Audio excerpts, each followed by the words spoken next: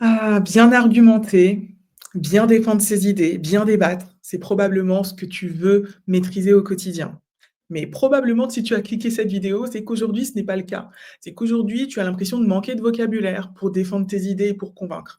Quand tu veux défendre tes idées, tu cherches tes mots et tu as du mal à être fluide et tu as du mal en fait à ne pas répéter les mêmes expressions, tu utilises des mots basiques et tu aimerais peut-être enrichir ton vocabulaire et utiliser plus de mots soutenus.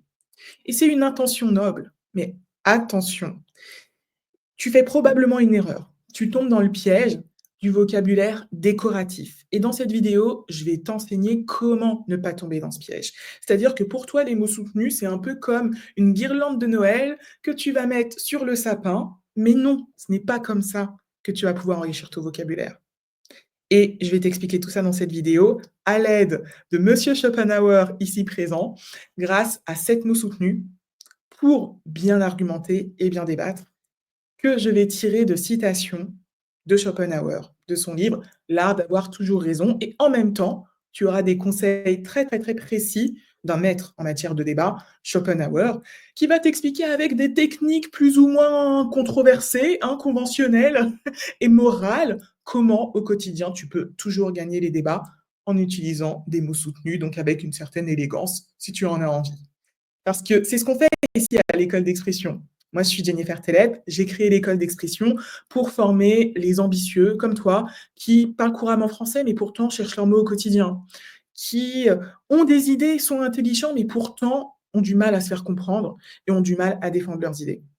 Donc si tu veux commencer ton chemin pour gagner en aisance, eh ben, je t'invite à t'inscrire à notre masterclass gratuite. Tu y découvriras la technique secrète pour t'exprimer avec aisance au quotidien, même si tu manques de vocabulaire, pour défendre tes idées avec clarté, précision et fluidité, même si tu cherches beaucoup tes mots. Si ça t'intéresse, c'est juste sous la vidéo, comme tu peux le voir ici, le lien, et tu vas tomber sur la page pour t'inscrire. C'est un replay d'1 heure. Tu m'en diras des nouvelles. Dedans, je présente la technique Lie2E, pour ceux qui la connaissent déjà. C'est une technique très puissante pour, au quotidien, gagner en aisance.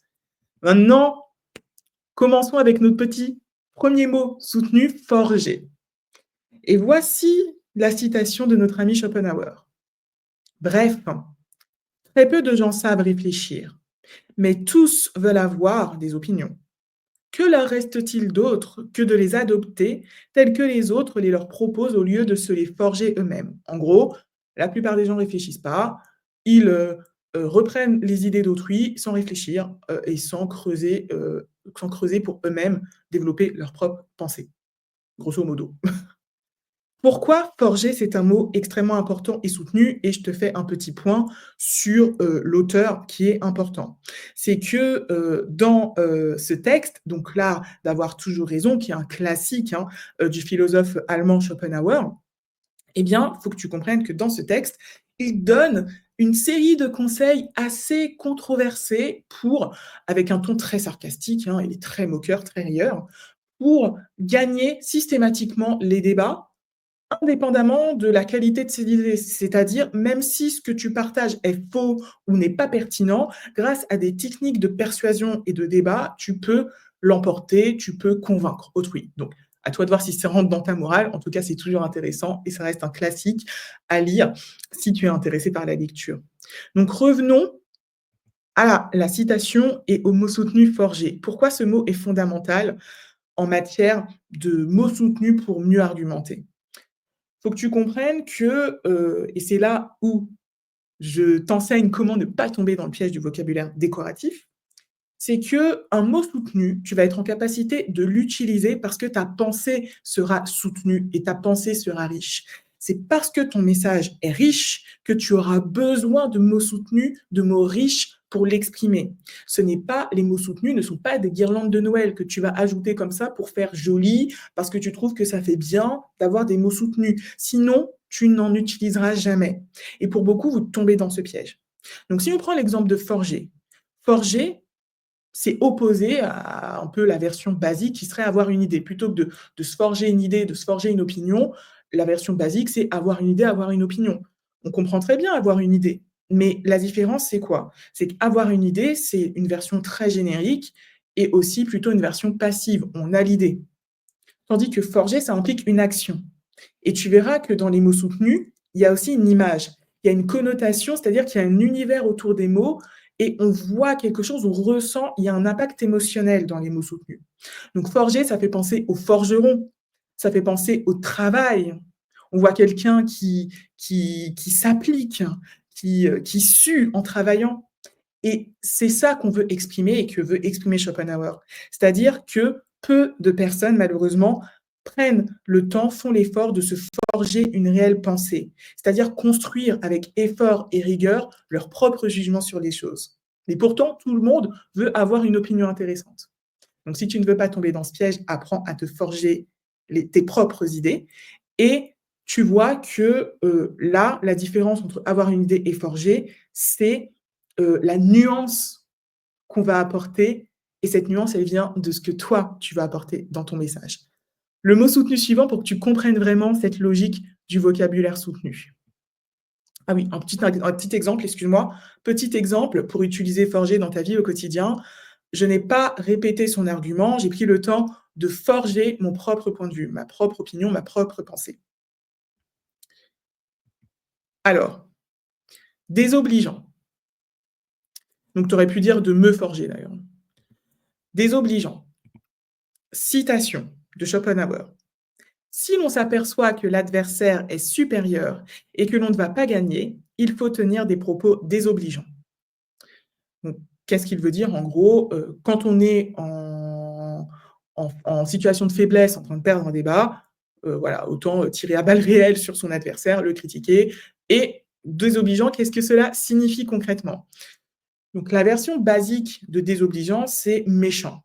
C'est-à-dire que désobligeant, c'est quelque chose, un propos, un comportement qui manque d'amabilité, qui est déplaisant, qui est blessant, qui manque d'égard et d'attention, considération pour autrui. OK. Donc, derrière le terme de désobligeant, quelle est la nuance par rapport à la version basique méchant? Désobligeant, ça met l'accent sur le manque de respect. Donc, si tu veux utiliser un mot plus soutenu que méchant, ben, il va falloir sentir quelle est la nuance et c'est là que ce mot va venir. La pensée précède le mot. C'est pas le mot qui donne la pensée. C'est parce qu'on pense qu'on utilise des mots. Donc là, c'est parce que tu veux exprimer une personne qui manque de considération, qui manque de respect, que tu vas utiliser désobligeant. OK? Méchant, ça peut être une personne qui va vouloir faire souffrir quelqu'un d'autre. Ce n'est pas forcément lié au manque de respect, ça ne va pas forcément être l'attention primaire. Méchant, c'est un mot balise qu'on peut utiliser dans plein de situations. Désobligeant est beaucoup plus précis. Voici un exemple. C'est un mot que tu peux utiliser vraiment au quotidien. Il a adopté un ton désobligeant pour me déstabiliser. On enchaîne avec le troisième mot, grossier. Ce mot, tu peux vraiment l'intégrer dans ton vocabulaire quotidien. Un vocabulaire plus avancé et soutenu, certes, mais beaucoup de gens vont le comprendre aussi, parce que le risque des mots soutenus, c'est que tes interlocuteurs ne te comprennent pas. Tu n'as pas non plus envie de tomber dans ce piège. Donc, la citation de Schopenhauer.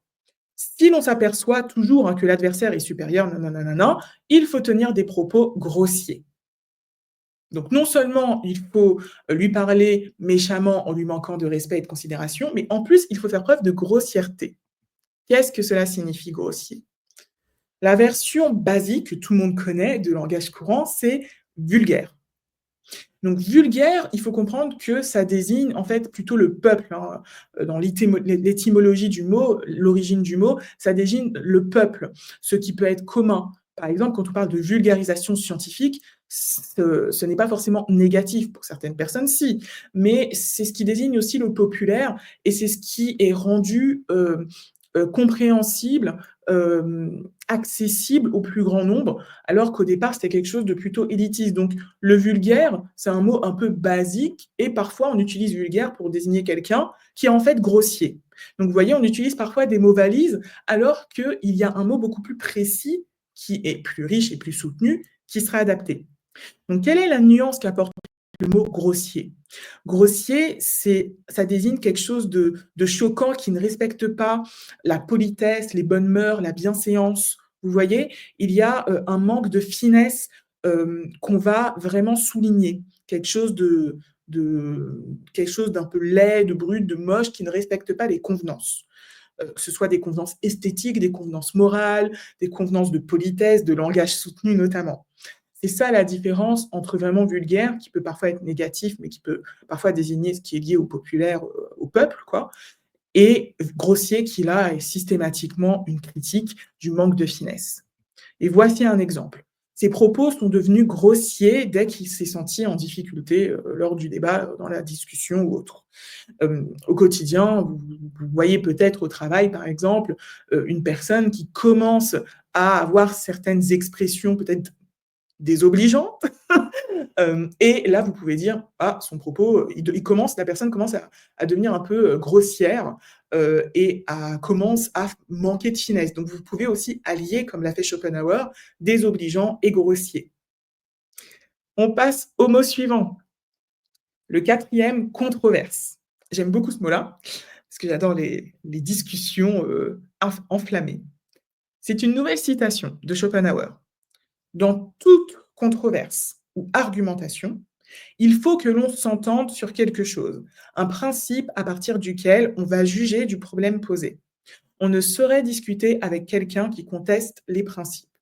Donc globalement, là, ce qu'il dit, c'est que lors de tout débat, c'est la version basique, hein, comme tu le verras tout à l'heure, eh bien, il faut que les participants au débat soient d'accord sur les fondements de la discussion, globalement. Voilà. Grosso modo, ça s'éloigne un peu, mais c'est le basique. Et controverse, pourquoi c'est un terme intéressant et encore une fois, le mot plus soutenu et plus rare est un enrichissement et apporte une nuance par rapport au mot basique qui est débat. Le mot encore plus basique serait discussion, échange. Donc débat, il y a quand même cette notion d'échange d'idées, généralement contradictoires. Et la controverse, ça apporte encore autre chose. Il y a une nuance. Controverse va désigner, on va beaucoup parler de controverses scientifiques, par exemple, ou de controverses religieuses, notamment dans l'histoire de l'Occident. On utilise ce terme-là sur certains débats, certaines controverses, justement, donc débats théologiques liés à certaines questions religieuses, par exemple, au sein de l'Église catholique ou autre. Donc la controverse, c'est une discussion qui repose vraiment sur un sujet controversé parce qu'il y a des positions intellectuelles et des interprétations différentes. Donc là, on va mettre l'accent sur les divergences vraiment approfondies, euh, pensées, argumentées, et qui relèvent vraiment de paradigmes, d'interprétations différentes du sujet. Tandis que débat, ça peut être tout simplement 2 personnes au café du coin ou vous, lors de voilà, au détour d'un café, avec vos amis, vous pouvez débattre. Mais est-ce que, vos débats reposent vraiment sur des interprétations, des paradigmes, des visions du monde différentes avec des arguments vraiment approfondis, qui s'inscrivent dans une histoire. Non, pas forcément, c'est juste vos idées comme ça. Voilà. Ça peut être le cas, parfois entre amis, vous pouvez avoir des controverses, mais la plupart, vous avez plutôt des débats, des discussions animées. OK? Donc controverse, c'est un niveau un peu plus intellectuel, un peu plus argumenté de débat et c'est une expression qui peut être utilisée aussi au quotidien. Par exemple, ce n'est pas une simple discussion, c'est une vraie controverse sur les fondements du projet. Par exemple, si au travail, vous discutez avec pas mal de gens, lors d'une réunion et que vous vous rendez compte que vous n'êtes absolument pas d'accord sur, je sais pas, la méthodologie du projet qui doit être utilisée, voilà, on peut avoir vraiment des controverses parce qu'il y a des divergences intellectuelles profondes. Le cinquième mot, s'entendre. C'est la même citation. C'est-à-dire qu'il faut que l'on s'entende sur quelque chose, dans toute controverse ou argumentation. Donc qu'est-ce que cela signifie, s'entendre? La version basique, c'est être d'accord, s'accorder.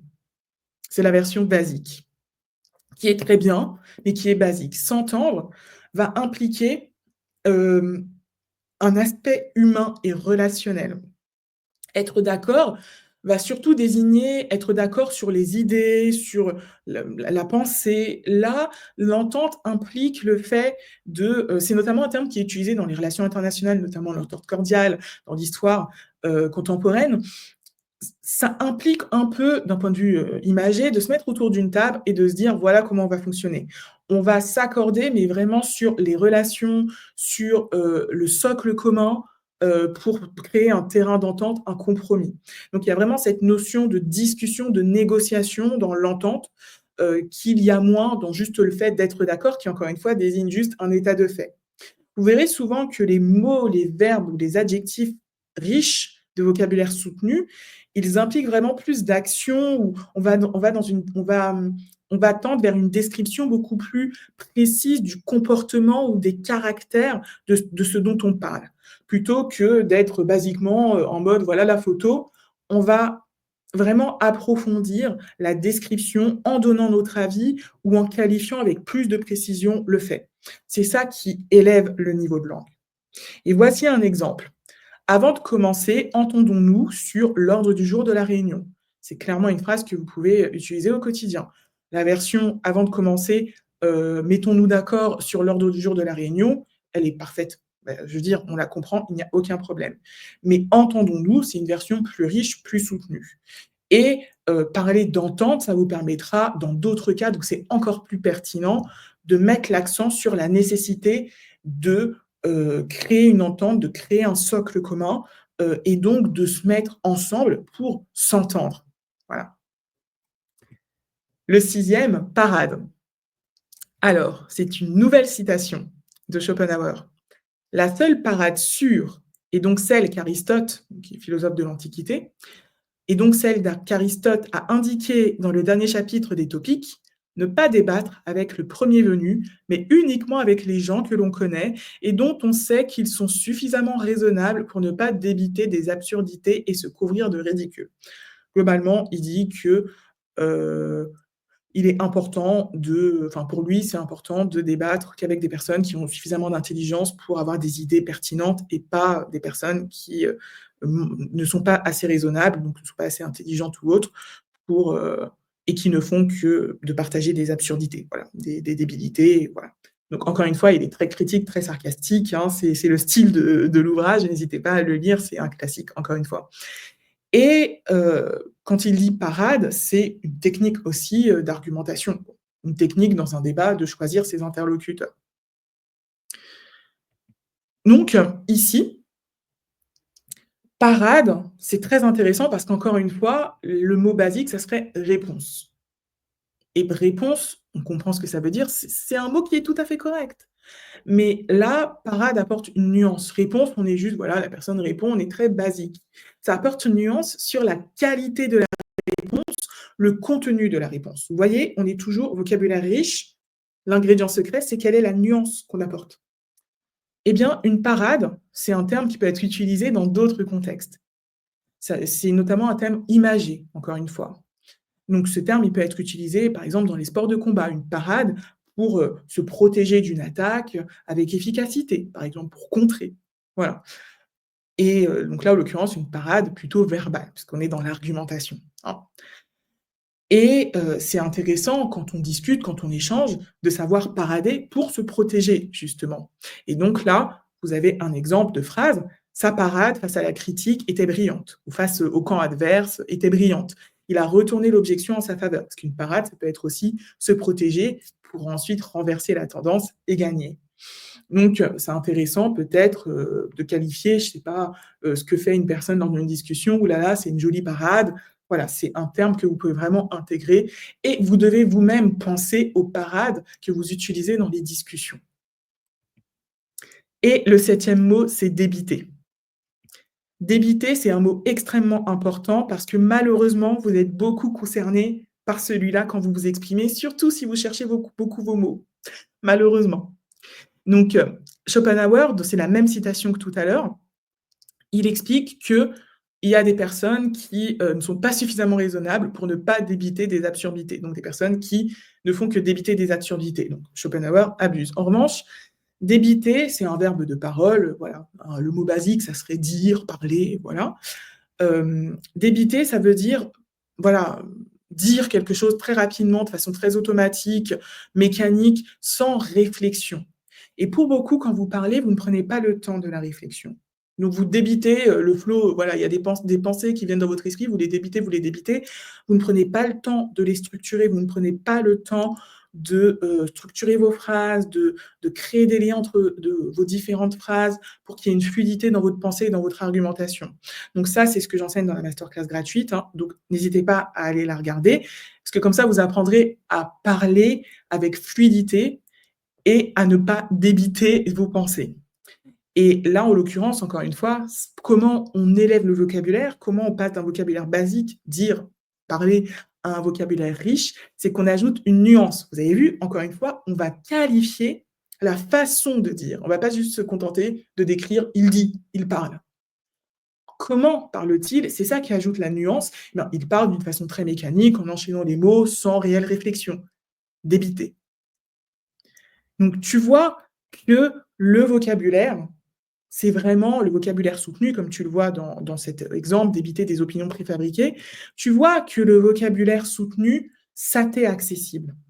Ça t'est accessible, mais pas en apprenant des listes de vocabulaire passivement, parce que tu tombes dans le piège du vocabulaire décoratif, tu veux avoir de jolis mots, mais c'est pas lié au sens de ton propos. Si au quotidien, tu n'adoptes pas une posture pour, pour être en capacité en fait d'avoir des idées riches, tu ne pourras pas utiliser naturellement au quotidien du vocabulaire riche. Tu ne pourras que te contenter du vocabulaire courant, puisque tu as une pensée basique courante. C'est vraiment important de comprendre ça.